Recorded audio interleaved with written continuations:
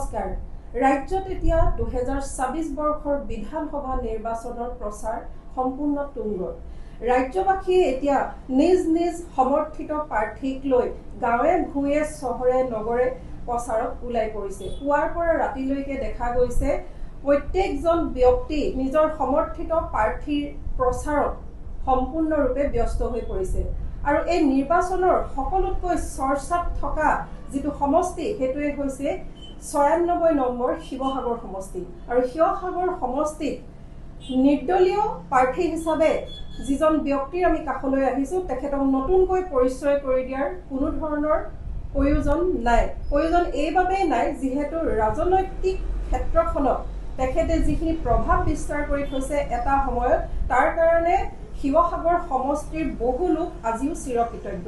আৰু তেখেত হৈছে ভৱেন মোহন ডাঙৰীয়া, যিজন বিজেপিৰ সভাপতি হোৱাৰ লগতে তেওঁৰ প্ৰায় জীৱনৰ 30টা বছৰ বিজেপিৰ এজন নিষ্ঠাবান সৎ কৰ্মকৰ্তা হিচাপে নিজৰ সৰ্বস্ব উজাৰি দিছিল। কিন্তু তেখেতে কিয় বিজেপি এৰিলে, তাৰ পাছত ৰাইজৰ দলত লগ হৈ আকৌ ৰাইজৰ দলৰ পৰা ওলাই এতিয়া নিৰ্দলীয় হিচাপে কিয় তেওঁ ৰাজনীতিত অৱতীৰ্ণ হৈছে সেয়া আমি জানিবৰ বাবে আজি আমি উপস্থিত হৈছোহি তেখেতৰ ষ্টেচন চাৰিআলি সমীপৰ নিজা কাৰ্যালয়ত। আহক আমি তেওঁৰ সৈতে কথা পাতোঁ।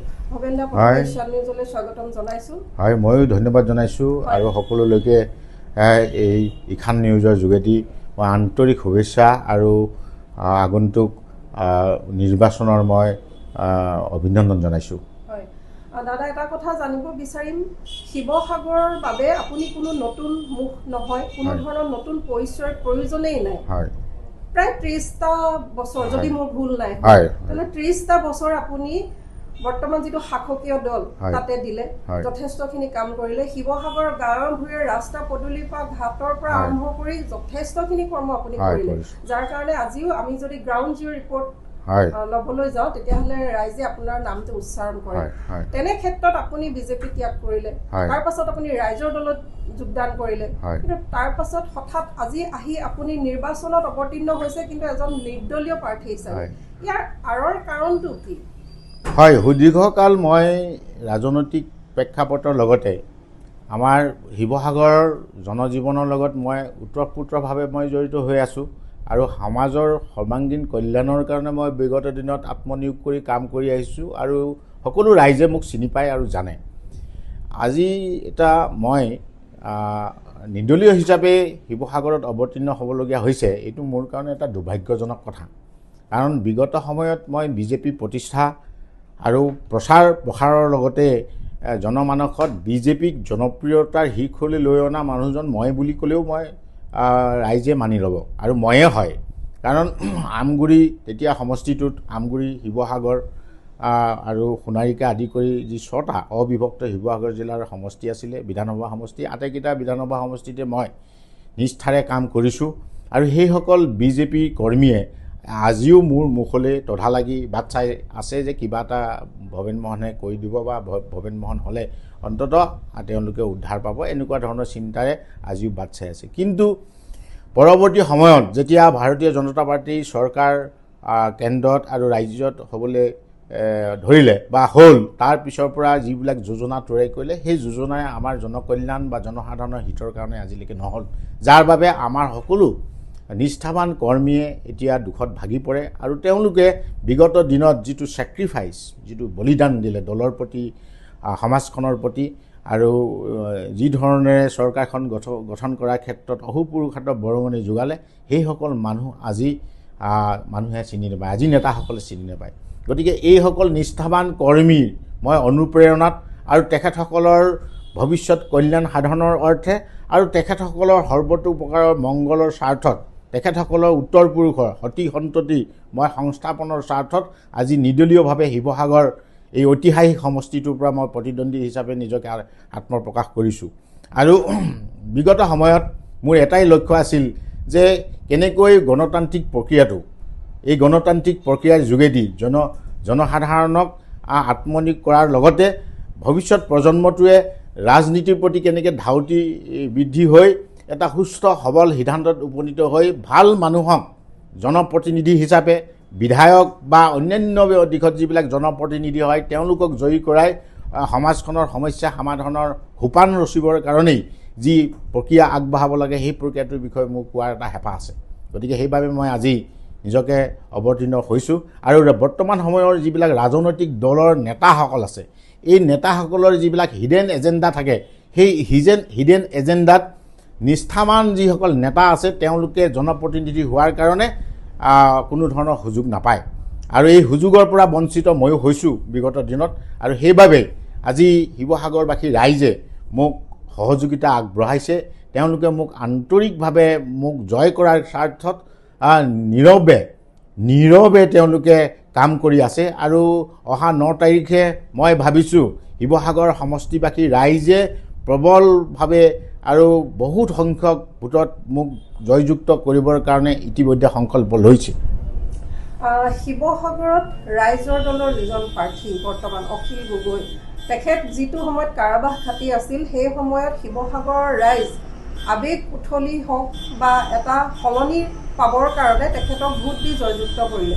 আপুনি ৰাইজৰ দলতো যোগদান কৰিছিলে কিন্তু তাৰ পৰা কোনো ধৰণৰ টিকেট আপুনি নাপালে নে আপুনি কিবা দলগতভাৱে বিশেষ কিবা অসুবিধাৰ সন্মুখীন হৈ আপুনি ওলাই আহিলে? ৰাইজৰ দলৰ যিজন আমাৰ বিধায়ক এই বিধায়কজনে জেলত থাকোঁতে জেলৰ পৰা উলিয়াই আনিবৰ কাৰণেহে শিৱসাগৰবাসী ৰাইজে ভোট দিছে এই কথাটো তেওঁ মুখে মুখে কয়। তেওঁ নিজেই কেইবাবাৰো মিডিয়াত তেওঁ কৈছে আৰু ৰাইজে অনুভৱ কৰিছে যে তেনেকুৱা এজন মানুহক কেৱল জেলৰ পৰা উলিয়াই আনিবৰ কাৰণে যে বিধায়ক পাতিছে সেই কথাটো কিন্তু আমাৰ শিৱসাগৰবাসী ৰাইজে বৰ দুৰ্ভাগ্যজনক বুলি অনুভৱ কৰিছে যে কেৱল জেলৰ পৰা উলিয়াই আনিবৰ কাৰণে তেওঁক ভোট দিছিলে নেকি। আজি তেওঁৰ ওপৰত আশা কৰিছিলে যে শিৱসাগৰৰ সমষ্টিটো এটা নতুন মাত্ৰা দিবৰ কাৰণে শিৱসাগৰ সমষ্টিৰ যিমানবোৰ সমস্যা আছে সমস্যাবিলাক বিধানসভাত উপস্থাপন কৰি সমাধানৰ সূত্ৰ তৈয়াৰ কৰিবৰ কাৰণে তেওঁক নিৰ্বাচিত কৰি পঠিয়াইছিলে। সেইবিলাক জলাঞ্জলি দি তেওঁ এতিয়া ক'ব খোজে যে কেৱল জেলৰ পৰা উলিয়াই আনিব খুজিছে।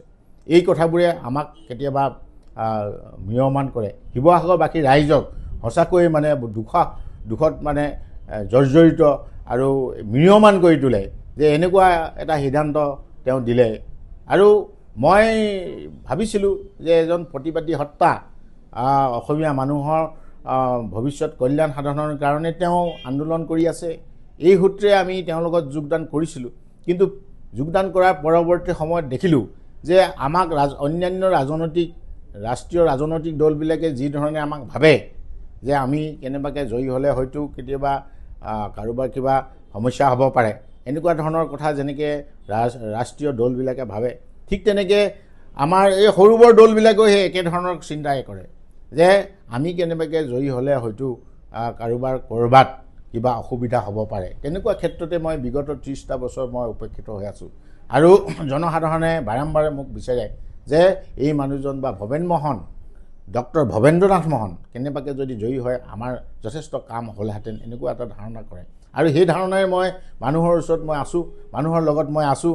মানুহৰ কোনোবাই যদি মোক আহি কয় সেই মোৰ গাঁওখনত ট্ৰেন্সফৰ্মাৰ বেয়া হৈছে তাৰ কাম কৰি দিছোঁ, কোনোবাই যদি কয় সি মোৰ গাঁওখনত কেইবাটা চুবুৰী আছে কাৰেণ্ট হোৱা নাই সেই কাম কৰি দিছোঁ, কোনোবাই যদি কয় মোৰ গাঁওখনত দলং এখন হোৱা নাই সেই কাম কৰি দিছোঁ, ৰাস্তা হোৱা নাই কৰি দিছোঁ, নলা হোৱা নাই কৰি দিছোঁ, কোনোবা মানুহে যদি কয় যে মোৰ মানে চৰকাৰী আঁচনিৰ পৰা বঞ্চিত হৈছোঁ সেই কামো মই কৰি দিছোঁ। বিগত সময়ত মই বহু মানুহক সংস্থাপিত কৰি থৈছোঁ, জীৱন জীৱিকা দি থৈছোঁ।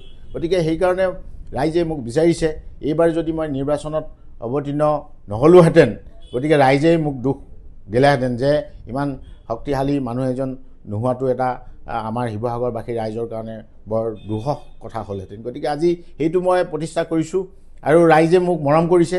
মই য'লেই গৈছোঁ তালৈকে ৰাইজে মোক খেদি লগ ধৰিছে। হয়, মই এই সকলো মানুহৰ ঘৰলৈ মই যাব পৰা নাই, মই অনুৰোধ কৰিছোঁ, কাবৌভাৱে কৈছোঁ যে আপোনালোকৰ ওচৰলৈ মই যাব পৰা নাই কিন্তু আপোনালোকে মোৰ এই খবৰটো ইতিমধ্যে পাইছে। যিসকলে পাইছে তেওঁলোকে নিজৰ নিকটাত্মীয়সকললৈ এই বাৰ্তাটো প্ৰেৰণ কৰক। ভৱেন্দ্ৰনাথ মহনক প্ৰবলভাৱে ভোট দি জয়যুক্ত কৰি মোক এটা সুযোগ প্ৰদান কৰক আপোনালোকৰ সেৱা কৰিবৰ কাৰণে।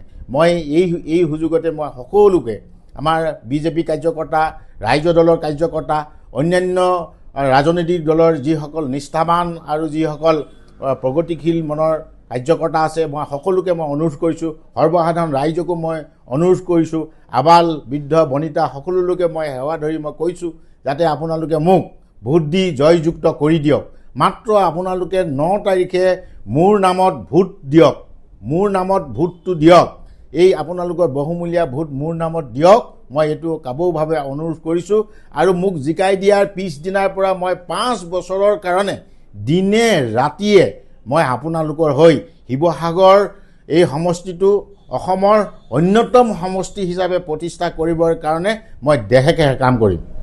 যিহেতু কেন্দ্ৰটো এতিয়া বিজেপি চৰকাৰ, ৰাজ্যটো বিজেপি চৰকাৰ, আৰু তেখেতলোকে যিমানখিনি টকা পৰ্যন্ত বিনিয়োগ কৰিছে, বিভিন্ন আঁচনি মেলি দিছে, চৰকাৰী চাকৰি প্ৰদান কৰিছে, এনে ক্ষেত্ৰত আপুনি এজন নিৰ্দলীয় প্ৰাৰ্থী হিচাপে মানে যিটো কয় টক্কৰ বুলি দিয়া বুলি কয়, সন্মুখাসন্মুখীকৈ এখন যুদ্ধ, আৰু বিজেপি ফালৰ পৰা যিহেতু কুশল দৌৰিক, আৰু ৰাইজৰ দলৰ পৰা অখিল গগৈ, আৰু আমাৰ অপৰ ফালৰ পৰা যিহেতু হাজৰিকা আছে, গতিকে প্ৰদীপ হাজৰিকাকে আৰম্ভ কৰি আৰু নিৰ্দলীয় আৰু আন কেইবাজনেও থিয় হৈছে। এনে ক্ষেত্ৰত ডক্টৰ ভৱেন্দ্ৰ নাথ মহনে ভাবেনে যে ৰাইজৰ আস্থা আপোনাৰ ভোটটোৰ প্ৰতি আহিব, আৰু আপোনাৰ চিহ্ন মালবাহী ট্ৰাক, যিহেতু অধিকাংশ লোক চিম্বলত গুচি যায়, বহুত লোক আছে যে নামটো নপঢ়ে, কেৱল মানে চিনত যায়। এতিয়া প্ৰচাৰত দেখা গৈছে নাম নাই কোৱা, কেৱল পদুম ফুলত ভোট দিব বুলি কয়, কোনোবাই কয় চিলিণ্ডাৰটোত ভোট দিব, তো এনেধৰণৰ বা হাতীটোত চিন দিব। এই চিহ্নটোত যদি গুচি যায় তেতিয়া ভৱেন মোহনৰ নামৰ অপজিট ছাইডে থকা, বিপৰীত দিশে থকা সেই মালবাহী ট্ৰাকখন ৰাইজে আদৰি ল'ব বুলি আপুনি ভাবেনে? বৰ্তমান সময়ত সকলো মানুহৰ সচেতনতা বৃদ্ধি পালে, ৰাজনৈতিক সচেতনতাও বৃদ্ধি পালে, সামাজিক সচেতনতাও বৃদ্ধি পালে, আৰু অৰ্থনৈতিক সচেতনতাও বৃদ্ধি পালে। এই সচেতন মানুহে চিহ্নটোৰ লগত কথা নাই।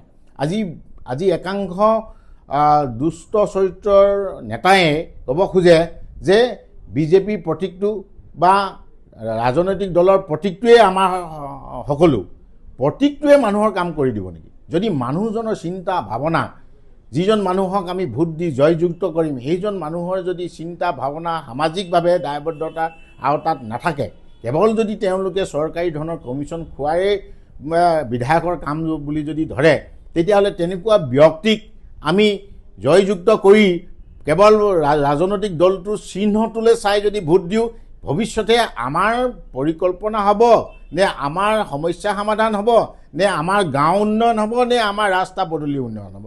গতিকে এই কথাবিলাক আজি জনসাধাৰণে, আজি ভোটাৰে, সৰ্বসাধাৰণ ৰাইজে সৰ্বত্ৰে কথাটো মৰ্মে মৰ্মে উপলব্ধি কৰে। হয়, কোনোবা স্বাৰ্থন নেকি নেতাৰ প্ৰভাৱত পৰি কেতিয়াবা ক'ব খোজে যে মানুহ কি হয় নাজানো, বা কাক ভোট দলে টিকট দিছে আমি সেইটো নাচাওঁ, চিম্বলটোহে চাম, এনেকুৱা ধৰণৰ আভুৱা ভৰা কথা কৈ কেতিয়াবা কিছুমান সহজ সৰল মানুহৰ মন জয় কৰিবলৈ যত্ন কৰে।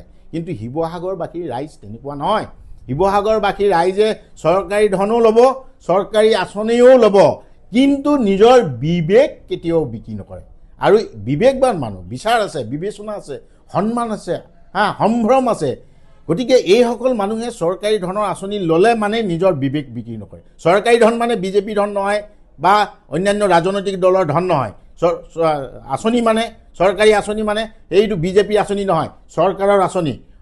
অসমৰ জনগণক পণবন্দী কৰি বন্ধকত ৰাখি প্ৰায় 2,00,000 কোটি টকা লোন লৈ সেই লোন মানুহক দিছে। 2,00,000 কোটি টকা আজি অসমীয়া মানুহে এবাৰ বা দুবাৰত শুদ্ধকৈ লিখিব নোৱাৰে। এবাৰ বা দুবাৰত শুদ্ধকৈ লিখিব নোৱাৰা এটা অংকৰ হিচাপত এইখন চৰকাৰে লোন লৈ মানুহক অৰুণোদয় দিছে। তাকো মাহে মাহে দিব লাগে, নিদিয়ে। তাকো 12 মাহত 12 বাৰ দিব লাগে, নিদিয়ে। বা 12 মাহৰ পইচাটো এবাৰ বা দুবাৰত দিলেও মানুহৰ সন্তুষ্টি থাকে, তাকো নিদিয়ে। 6 বা 7 মাহৰ পইচা দিয়ে, 12 মাহৰ দিছোঁ বুলি কৈ মানুহক কিমান আভুৱা বাঢ়িছে। ভয় ভাবুকি প্ৰলোভন, এই আঁচনি দিছোঁ, এইবাৰ যদি কোনোবাই যদি পোৱা নাই, তেওঁৰ ওচৰলৈ গৈ কাৰ্যকৰ্তাই কৈছে যে এইবাৰ কিন্তু এইবাৰ আপুনি ভোট দিয়ক, এইবাৰ যদি আপুনি ভোট দিয়ে আপোনাৰ প্ৰথম লিষ্টখনৰ প্ৰথম পৃষ্ঠাতে আপোনাৰ নামটো থাকিব, এই বুলি মানুহক প্ৰলোভন দিছে। আৰু কোনোবাই যদি পাই আছে চাবি, কিন্তু এইবাৰ যদি ভোট নিদিয়, এইবাৰ কিন্তু নাম কাটি দিম, এনেকৈ কৈ মানুহক ভাবুকি দিছে। এখন চৰকাৰে যিখন চৰকাৰ কেন্দ্ৰতো আছে ৰাজ্যতো আছে, ইমান শক্তিশালী এখন চৰকাৰে সৰ্বসাধাৰণ মানুহক ভয় ভাবুকি প্ৰলোভনেৰে টেক্স ফাইন পেনাল্টিয়ে যদি দেশ শাসন কৰে, আমাৰ দেশৰ ভৱিষ্যত কি হ'ব, আমাৰ জনগণৰ ভৱিষ্যত কি হ'ব, এই কথাবোৰ কোনে মানুহে উপলব্ধি কৰা নাই নেকি? মানুহে মৰ্মে মৰ্মে উপলব্ধি কৰিছে। মানুহে এই চৰকাৰখনে কেনেকৈ তিল তিলকৈ ভৱিষ্যত খতম কৰি নিছে প্ৰত্যেকজন ব্যক্তিয়ে গম পায়, প্ৰত্যেকজন ব্যক্তিয়ে অনুভৱ কৰে। গতিকে এইবাৰ কিন্তু পুতক তুলিবৰ কাৰণে 9 তাৰিখে সকলো জনগণ সাজু হৈছে, সকলো ধৰ্মাৱলম্বী লোক সাজু হৈছে, সকলো পৰ্যায়ৰ মানুহে সাজু হৈ ইয়াৰ পুতক তুলিবৰ কাৰণে ইতিমধ্যে সিদ্ধান্ত গ্ৰহণ কৰিছে। ময়ো আহ্বান কৰিছোঁ শ্ৰদ্ধেয় ৰাইজ, আজি আমি যদি এই কথাবোৰ মৰ্মে মৰ্মে উপলব্ধি কৰি আমি যদি বিবেক ভোট নিদিওঁ, তেতিয়াহ'লে অহা 5 বছৰো আমি তিল তিলকৈ ভুগিব লাগিব। আজি এনেকুৱা এটা পৰ্যায় পালেহি, আমাৰ মানুহে গাঁওখনৰ পৰা ওলাই আহি চহৰখনত মানে হঠাতে আহিবলগীয়া কিবা নিবলগীয়া বস্তু এটা নিবলৈ আহিব নোৱাৰে। মানুহে চৰকাৰী পক্ষৰ মানুহে খেদি খেদি ফটো তুলি তুলি ফাইন লগায়, মটৰচাইকেলৰ ফাইন, গাড়ী ফাইন আৰু স্কুটিৰ ফাইন। এনেকুৱা এজন মানুহ নাই অসমত যিজন মানুহে মটৰচাইকেল স্কুটি গাড়ীৰ ফাইন দিবলগীয়া হোৱা নাই। কিমান দুৰ্ভাগ্যজনক কথা। আজি এইখন চৰকাৰ কেন্দ্ৰত আছে, ৰাজ্যত আছে, কিন্তু ভৱিষ্যত প্ৰজন্মৰ আঁচনি কি তৈয়াৰ কৰিলে? সংস্থাপনৰ আঁচনি কি আছে? বৰ্তমান যুৱক যুৱতীসকলৰ সংস্থাপনৰ আঁচনি আছেনে? নে সুৰক্ষা কৰা কিবা চৰকাৰৰ আঁচনি আছে, যোজনা আছে? কৃষকসকলৰ কল্যাণৰ কাৰণে কিবা আঁচনি বনালেনে? আজি মানুহে খেতি নহ'লে, খেতিৰ সামগ্ৰী উৎপাদন নহ'লে মানুহৰ খাদ্য সামগ্ৰী নহ'ব। কৃষকসকলেই এই খাদ্য সামগ্ৰী প্ৰস্তুতকৰণৰ মূল ব্যক্তি। এইসকল ব্যক্তিক আজিৰ তাৰিখত স্মাৰ্ট কৃষক হিচাপে তেওঁলোকক বৰ্তমানৰ যিবিলাক যন্ত্ৰপাতি, কৃষিৰ সঁজুলি, এই সঁজুলিবিলাক সেই কৃষকসকলৰ লগত কথা পাতি আলোচনা কৰি তেওঁলোকক যোগান দিয়াৰ ব্যৱস্থা যদি চৰকাৰে নকৰে, কৃষকসকলে কেনেকৈ উৎপাদন কৰিব? পুৰণিকলীয়া পদ্ধতিত মানুহে খেতি কৰিবৰ কাৰণে কেনেকৈ চিন্তা কৰিব আজি ইমান কম্পিটিশ্যনৰ যুগত? গতিকে চৰকাৰখনে কৰিব লাগিছিলে কৃষকসকলৰ এই ধৰণৰ অত্যাধুনিক যন্ত্ৰপাতি যোগান ধৰি স্মাৰ্ট কৃষক হিচাপে তেওঁলোকক উন্নীত কৰি তেওঁলোকৰ সমস্যা সমাধানৰ কাৰণে দায়িত্ব ল'ব লাগিছিলে। এইবিলাকতো চৰকাৰে ভবা নাই, এইবিলাক চিন্তাটো চৰকাৰে কৰা নাই। 2,00,000 কোটি টকা লোন লৈ কেৱল কংক্ৰিটৰ কিবা দলং বনাই আমি যদি সামৰি থাকোঁ, এই জাতিটোৰ ভৱিষ্যতৰ কাৰণে যদি আমি চিন্তা নকৰোঁ, কেনেকৈ মানুহ উদ্ধাৰ পাব? আজি কৃষি কোনো নীতি নহ'ল যোৱা 10টা বছৰে। আজি শিক্ষা সম্প্ৰসাৰণৰ কাৰণে কোনো নীতি নাই এই অসম চৰকাৰৰ। আজি উদ্যোগ নীতি একোৱে নাই, উদ্যোগ নীতি নহ'ল, বাণিজ্য নীতি নহ'ল, ভৱিষ্যত প্ৰজন্মৰ সংস্থাপনৰ নীতি নহ'ল। তেতিয়াহ'লে এনেকুৱা এটা অনিশ্চয়তাত মানুহে কেনেকৈ দিন নিয়াব? আজি মানুহৰ হাতত পইচা নাই, মানুহৰ হাতত ৰোজগাৰ নাই, মানুহৰ হাতত ভৱিষ্যতে কিবা পৰিকল্পনা কৰিবলৈ কোনো উপায় নাই। আজি আমাৰ অসমৰ শিক্ষিত যুৱক যুৱতীসকলে ইয়াত কাম নাই কাৰণে, ইয়াত কাম কৰিবলৈ কোনো উপায় নাই কাৰণে ইয়াৰ পৰা কেৰালালৈ গুচি গৈছে। কেৰালাত এই শিক্ষিত যুৱক যুৱতীসকলে তামোলৰ বাকলি গুচাই জীৱন নিৰ্বাহ কৰিব লগা হৈছে। তাতকৈ দুৰ্ভাগ্যজনক কথা, আজি এই সৰ্বত্ৰে কেন্দ্ৰত আৰু ৰাজ্যত চৰকাৰ থকা বিজেপি চৰকাৰখনে কিবা কৰিলেনে, কিবা ভাবিলেনে? এই কথাবোৰ আজি আমাৰ জনতাই মৰ্মে মৰ্মে উপলব্ধি কৰিছে। এইবিলাকৰ ভৱিষ্যত যোজনা কৰিবৰ কাৰণে মই অসমৰ যুৱক যুৱতীসকলৰ জীৱন যৌৱন প্ৰতিষ্ঠা কৰিবৰ কাৰণে মই বিধানসভাৰ এই নিৰ্বাচনত অৱতীৰ্ণ হৈছোঁ আৰু ৰাইজে মোক ভোট দিবৰ কাৰণে ইতিমধ্যে সাজু হৈছে। আৰু মোৰ দৰে মানুহক যদি বিধানসভালৈ পঠিয়াই দিয়ে, মই যোজনা তৈয়াৰ কৰিবৰ কাৰণে মই নিজকে যত্ন কৰিম আৰু ৰাইজৰ কল্যাণৰ অৰ্থে, মংগলৰ অৰ্থে কাম কৰিবৰ কাৰণে মই যত্ন কৰিম। এই কথা আজি এই ইখান নিউজৰ যোগেদি মই সৰ্বত্ৰে সকলো ৰাইজক মই কাবৌভাৱে অনুৰোধ কৰিছোঁ, যাতে 9 তাৰিখে শিৱসাগৰবাসী ৰাইজে আৰু শিৱসাগৰৰ পৰা অন্যান্য মোৰ যিসকল শুভাকাংক্ষী বাহিৰত আছে তেখেতসকলকো মই অতি কাবৌভাৱে অনুৰোধ কৰিছোঁ, যাতে ভৱেন্দ্ৰনাথ মোহনক সেই দিনত ভোট দি বিপুলভাৱে জয়যুক্ত কৰি মোক ভৱিষ্যত প্ৰজন্মৰ জীৱন যৌৱন প্ৰতিষ্ঠাৰ কাৰণে মোক অকণমান হ'লেও সহযোগিতা আগবঢ়াওক। এয়ে মই সেৱা ধৰিলোঁ।